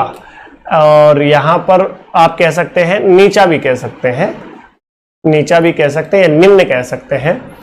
मैं अप का मतलब बुरा क्यों होता है, बुरा ही क्यों होता है, मैं आपको उदाहरण देकर के बताता हूं। जैसे एक होता है मान, मान शब्द में यदि हम क्या जोड़ दें, अप जोड़ दें, तो बुरी तरीके से जो आदमी व्यवहार करता है उसे कहा जाता है अपमान। बुरा व्यवहार ही अपमान कहलाता, ठीक है। किसी के साथ में आप बुरा व्यवहार करेंगे तो कहेंगे कि उसने मेरा अपमान कर दिया है। अब का मतलब क्या हुआ मित्र, बुरा। क्लियर है, ये समझिएगा। यश, यश होता है प्रसिद्धि, और अपयश गलत प्रसिद्धि, बुरी तरीके से मिली हुई ख्याति। आप ख्याति नहीं कहेंगे उसे, है ना, तो आप कुख्यात कह सकते हैं उसे, कुख्याति कह सकते हैं, बुरी यश, बुरी पहचान कह सकते हैं। तो ये भी नहीं होगा। अपकार करने किए हुए को नहीं मानने वाला अपकार मानने वाला अपकार होता है, या किए हुए को नहीं मानता है उसे अपकार कहेंगे आप। अपकर्ष, ठीक है, उत्कर्ष का सही जो विलोम है वो क्या है माय डियर, अपकर्ष है, राइट, अपकर्ष। क्लियर, चलिए अपकर्ष होगा जी। उत का मतलब, या इसमें उत्कर्ष में एक उपसर्ग प्रयोगित हुआ है। उत्कर्ष में क्या कौन सा उपसर्ग प्रयोगित हुआ है मैं बता देता हूं आपको। उत्कर्ष में उद, और इसमें ये तो उपसर्ग है और ये है इसका मूल शब्द। तो उदय का क्या हो जाता है, तय हो जाता है। जब सामने कौन हो प्यारे दोस्त, कै होना, तो इसका तय हो जाता है, दय का तय हो जाता है। तो ये क्या हो गया, उत्कर्ष। क्या हो गया है, उत्कर्ष। तो ये बात भी आपको याद रखनी है। इसमें उपसर्ग भी पूछा जा सकता है कि उत्कर्ष में उपसर्ग कौन सा है, उद उपसर्ग है ना कि उत उपसर्ग है। ऐसा मत कर देना उत उपसर्ग है, उत गलत, ठीक है। उद है, मानक उपसर्ग उद ही है ना कि उत है। क्लियर है। चलिए अगले प्रश्न की ओर करते हैं और अगला प्रश्न हमारे लिए ये रहा, स्वावलंबी शब्द के लिए प्रयुक्त सही वाक्यांश है। बिल्कुल आपके लिए सही सा बहुत अच्छा सा प्रश्न है। स्वावलंबी, ये शब्द हम बचपन से सुनते आ रहे हैं। स्वाव का मतलब अपने ऊपर, अवलंबी का मतलब होता है निर्भर रहने वाला। उसी के लिए हम स्वावलंबी शब्द को काम में लेते हैं। तो इसका सही उत्तर आपके सामने, स्वयं की इच्छा से सेवा करने वाला। सेवा करने वाले से क्या तात्पर्य हो सकता है यार, सेवा करने वाला स्वयं की इच्छा से सेवा करने वाला नहीं है। इसका सही वाक्यांश नहीं है इसके लिए। स्मरण करने योग्य ना, बिल्कुल नहीं, स्मरणीय होता है वो तो, ये नहीं है। जो हर प्रकार से आत्मनिर्भर हो, बिल्कुल सही बात है। आत्मनिर्भर, आत्मनिर्भर मतलब खुद पर निर्भर हो, स्वयं पर निर्भर हो। ऐसा व्यक्ति जो हर प्रकार से किसी दूसरे का सहारा नहीं लेता हो, वो अपना काम स्वयं करता हो, या वो हर प्रकार से, हर तरह से अपने आप पर डिपेंड हो, ऐसे व्यक्ति को स्वावलंबी आप कह सकते हैं। बिना संकोच के बोलने वाला नहीं, बिल्कुल गलत बात, ठीक है। तो इसका सही उत्तर क्या होगा, option number 3 right answer. Next, इनमें से विदेशी शब्द बताइए। राष्ट्र देसी है, व्यक्ति देसी है, निरंतर देसी है, दौरान ये विदेशी है। ये अरबी भाषा का शब्द है। कौन सी भाषा का शब्द है प्यारे दोस्त, अरबी भाषा का शब्द है। देखिएगा, अरबी भाषा और फारसी भाषा के जो शब्द होते हैं वो मुख्यतया फिल्मी लैंग्वेज होती है। कैसी लैंग्वेज होती है दोस्तों, फिल्मी लैंग्वेज, फिल्मी भाषा। फिल्मों के लगभग गानों में कौन सी भाषा के शब्दों का प्रयोग किया जाता है, अरबी फारसी के शब्दों का प्रयोग किया जाता है। जैसे आहट, मुस्कुराना,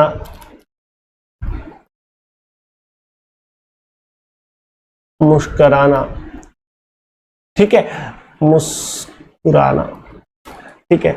और कुछ भी ले लीजिए, अफसाना, अफसाना, है ना, मेहरबान, मेहरबान, ये सब के सब, दिल, दिल, आशिक, ये सब के सब क्या है प्यारे दोस्तों, ये सब के सब विदेशी शब्द है।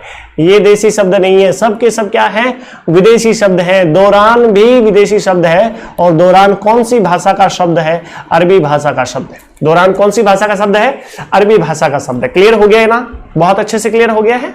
चलिए नेक्स्ट, अब आपके सामने एक गद्यांश है और गद्यांश को पढ़ना है, फटाफट से पढ़ लीजिएगा, फिर हम जल्दी जल्दी आगे बढ़ते हैं। आज के विज्ञान युग में प्रदूषण की समस्या एक बड़ी चुनौती बनकर खड़ी है। उद्योगों के विस्तार के साथ साथ प्रदूषण भी और अधिक बढ़ा है। धरती का वायुमंडल इतना विषैला हो गया है कि किसी भीड़ भरे चौराहे पर सांस लेने में भी दिक्कत महसूस होने लगी है। प्रकृति में जब तक संतुलन बना हुआ था तब तक जल और वायु दोनों ही शुद्ध थे। उपयोगितावाद के हाथ प्राकृतिक साधनों का अंधाधुंध दोहन हुआ है। परिणाम स्वरूप वातावरण में निरंतर प्रदूषण बढ़ा ही है। आज स्थिति यह हो गई है कि न केवल हवा बल्कि जल स्रोत भी दूषित हो गए हैं। इतना ही नहीं, अब तो ध्वनि प्रदूषण के भी दुष्परिणाम सामने आने लगे हैं। यदि हम अब भी नहीं संभले तो उसके विनाशकारी परिणाम शीघ्र सामने आएंगे। बहुत ही नॉर्मल सा एक पैराग्राफ दिया हुआ है, गद्यांश दिया हुआ है, और इस गद्यांश को हमने बहुत अच्छे से अध्ययन भी कर लिया है। आगे इससे संबंधित शायद कुछ प्रश्न होंगे, उनका उत्तर हमें देना है। चलिए, इनमें से कौन सा शब्द पुल्लिंग शब्दों से असंगत है, यानी पुल्लिंग नहीं है, ये बताना है। कोई भी बता देगा यार, मैं इसको बताऊं या रहने दो, बताओ। बताऊं? बता देता हूं। एक एक वाक्य बोलता चलता हूं, आप खुद समझ जाएंगे।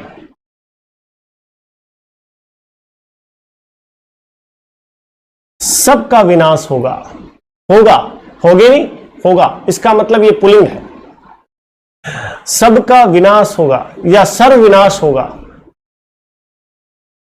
वो कैसा है? पुल्लिंग। वातावरण अच्छा है, अच्छा है ना कि अच्छी है, इसका मतलब ये भी पुल्लिंग शब्द है। स्थिति कैसी रही? रही, होगा, अच्छा। अब तो समझ जाओ, परिणाम क्या रहा? अब तो आप समझ ही गए होंगे यार, इसलिए इसका सही उत्तर क्या होगा माय डियर? स्थिति स्त्रीलिंग है ना कि पुल्लिंग है। स्थिति कैसी है? स्त्रीलिंग शब्द है आपके सामने। क्लियर? देखिएगा, हिंदी जो विषय है उसमें जो लिंग है वो दो ही होते हैं, लिंग दो होते हैं, या तो पुल्लिंग होता है, पुल्लिंग होता है, और या स्त्रीलिंग होता है, स्त्रीलिंग होता है, याद रखिएगा। जबकि संस्कृत में एक तीसरा लिंग और पाया जाता है, नपुंसक लिंग। क्या? नपुंसक लिंग। ठीक है, तो यहां पर हिंदी की बात हो रही है, हिंदी की चर्चा कर रहे हैं, तो इसका मतलब हमें सही उत्तर की तलाश थी और मिल भी गया है, स्तुति के रूप में option number 2 right answer. Clear? चलिए नेक्स्ट प्रश्न नंबर 57 आपके लिए ये रहा। इनमें से वह शब्द बताइए जिसका वचन अथवा लिंग किसी भी परिस्थिति में नहीं बदलता। ओहो, बहुत प्यारा सा प्रश्न आ गया है। इसे ही तो अव्यय कहते हैं यार, इसे ही क्या कहते हैं? अव्यय कहते हैं। ऐसा शब्द जिसका ना तो लिंग बदल सकता है ना वचन बदल सकता है, चाहे उस पर कारक का प्रभाव हो, चाहे उस पर लिंग का प्रभाव हो, तो भी उस शब्द के स्ट्रक्चर में कोई परिवर्तन नहीं आता, उसे ही कहा जाता है अव्यय। अब यहां पर देख लीजिएगा, अब इनमें से कौन सा ऐसा शब्द है जिसका ना तो वचन बदल सकते हैं ना ही लिंग बदल सकते हैं? आलसी, तो इसको आप बहुवचन बनाएंगे, ये तो एक वचन है।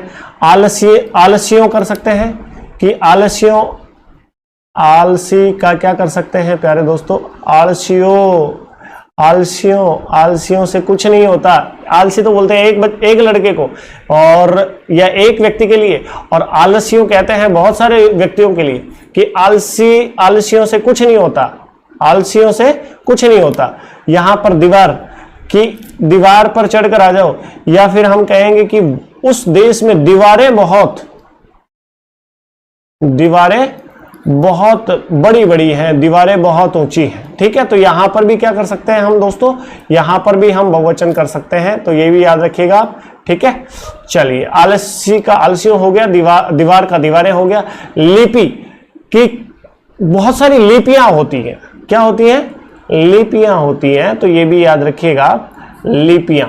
ठीक है, इसको भी बहुवचन में बदला जा सकता है। अब इसको बदल करके दिखाओ ना यार। जल, कि भाई जल पिलाओ, जल है, जलो, आज तक आपने सुना है कि जलो पिला दो? आज तक आपने जल का जली नाम सुना है? नहीं सुना होगा ना यार।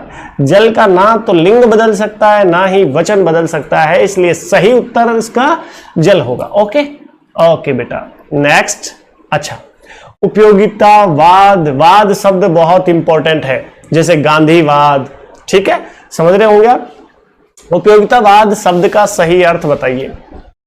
तो पहला ऑप्शन है आपके लिए, वह सिद्धांत जिसमें किसी वस्तु की उपयोगिता बताई जाती है। ये मान लूंगा, अगर आगे इससे बेहतर ऑप्शन नहीं मिला तो मैं इसका ये उत्तर मान लूंगा, इससे अच्छा ऑप्शन नहीं मिला तो। मौलिक उत्पत्ति का सिद्धांत, ये भी मान सकता हूं अगर इससे बेहतर नहीं मिला तो। उपयोगितावाद का मतलब होता है कि अधिक से अधिक लोगों का और अधिक से अधिक हित साधन हो। ज्यादा से, उपयोगिता का मतलब होता है ज्यादा से ज्यादा लोगों का और ज्यादा से ज्यादा काम हो, ज्यादा से ज्यादा साधन साध्य हो, ज्यादा से ज्यादा हित साध्य हो, हितों का संपन्न हो, हित संपन्न हो, ज्यादा से ज्यादा लोगों का भला हो, इसे कहा जाता है उपयोगितावाद। तो इसका सही उत्तर मेरे यार क्या होगा? सी, यानी ऑप्शन नंबर 3, मौलिक उत्पत्ति का सिद्धांत उपयोगितावाद नहीं हो सकता। ये एक हद तक ठीक था, लेकिन ये ऑप्शन मिलने के बाद में इसको भी मैं खारिज करता हूं और उपयोग में लाने का भाव उपयोगितावाद नहीं हो सकता। उपयोगितावाद तो एक अपने आप में बहुत बड़ा शब्द है, ठीक है, जो बहुत कुछ डिफाइन करता है। चलिए नेक्स्ट, यदि हम अब भी नहीं संभले तो उसके विनाशकारी परिणाम शीघ्र सामने आएंगे। वाक्य में कौन से काल की प्रयुक्ति हुई है? कौन सा काल प्रयोग किया गया है? सामने आएंगे, आसन भूतकाल। आएंगे, आएंगे में पहले तो यहां पर जाओ, आएंगे यहां पर भूतकाल कैसा हो सकता है? भूतकाल में तो आ चुका होता अब तक, तो इसका मतलब ये गलत। आज्ञार्थक वर्तमान, आज्ञार्थक वर्तमान में ये होता है तुम पढ़ो। वर्तमान का मतलब तो अभी, और आज्ञा देना, आज्ञा के साथ कोई कथन कहना और वो अभी के लिए कहना, यह आज्ञार्थक वर्तमान काल होगा।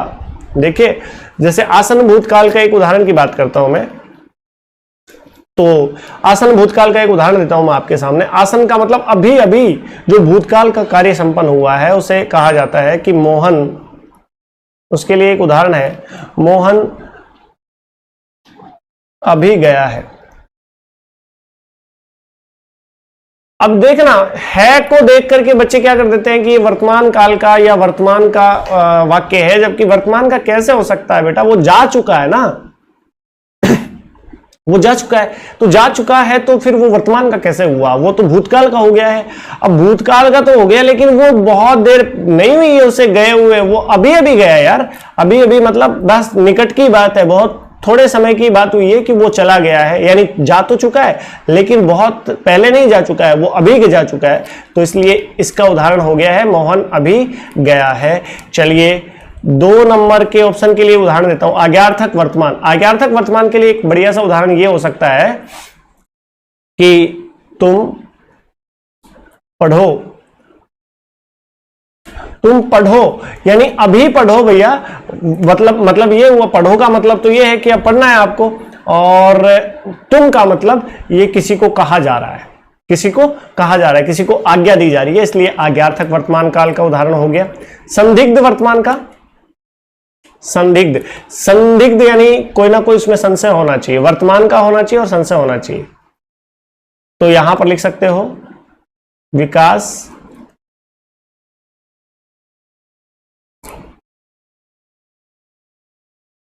आया होगा,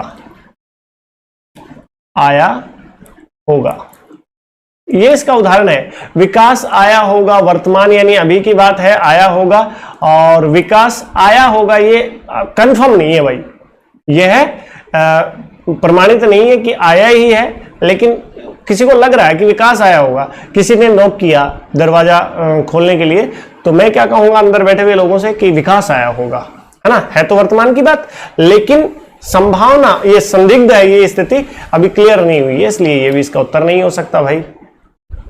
ठीक है, ये भी इसका उत्तर नहीं हो सकता।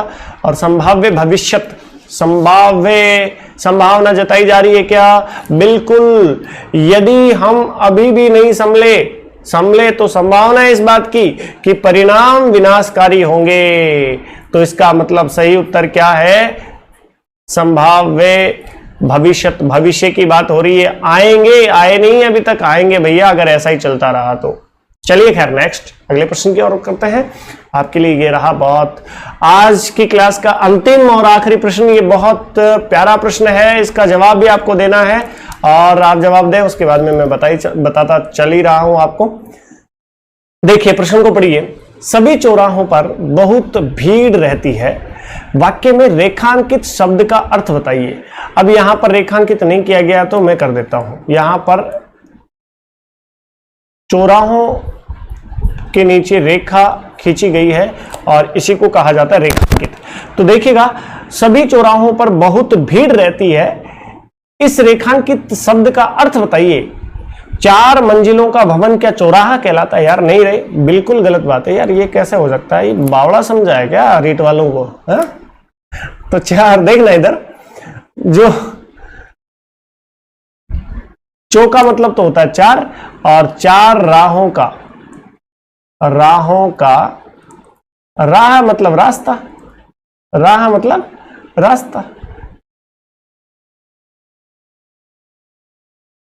रास्ता। चार राहों का समाहार ही क्या कहलाता है? चौराहा कहलाता है।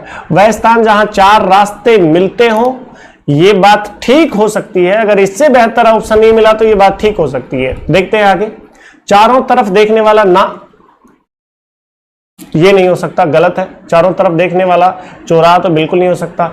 एकाधिक यानी एक से अधिक स्थान जहां चार रास्ते मिलते हो, बिल्कुल। ऊपर देखिए चौराहा नहीं है मेरे दोस्त, ऊपर ये नहीं लिखा हुआ है चौराहा, ऊपर लिखा हुआ है चौराहों। क्या लिखा हुआ है? चौराहों, यानी बहुवचन।